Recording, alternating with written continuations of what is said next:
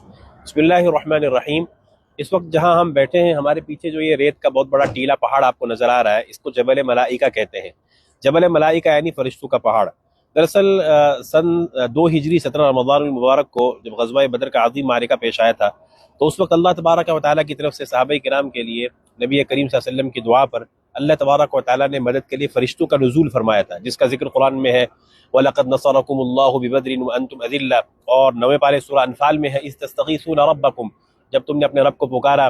فَاسْتَجَابَ لَكُمْ، تو اس نے تمہاری پکار کو سنا، أَنِّي مُمِدُّكُمْ بِأَلْفٍ مِّنَ الْمَلَائِكَةِ مُرْدِفِينَ، کہ میں فرشتوں کی ایک جماعت کے ذریعے سے تمہاری مدد کروں گا جو پے در پہ آئیں گے۔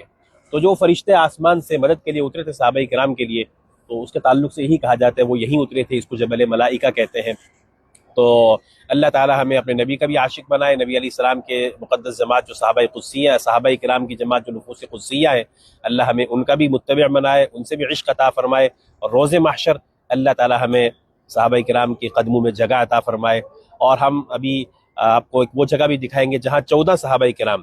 جو شہید ہوئے تھے غزوہ بدر میں، وہاں ان کا مقبرہ قبرستان جہاں وہ مدفون ہے، وہاں ان کے نام بھی آویزہ کیے گئے، انشاءاللہ وہ بھی آپ کو دکھا دیں گے۔ اپنی دعاؤں میں یاد رکھیں، اللہ تعالی ہر مومن کو حرمین شریفین کی مقبول حاضری بار بار عطا فرمائے۔ جزاکم اللہ خیرہ۔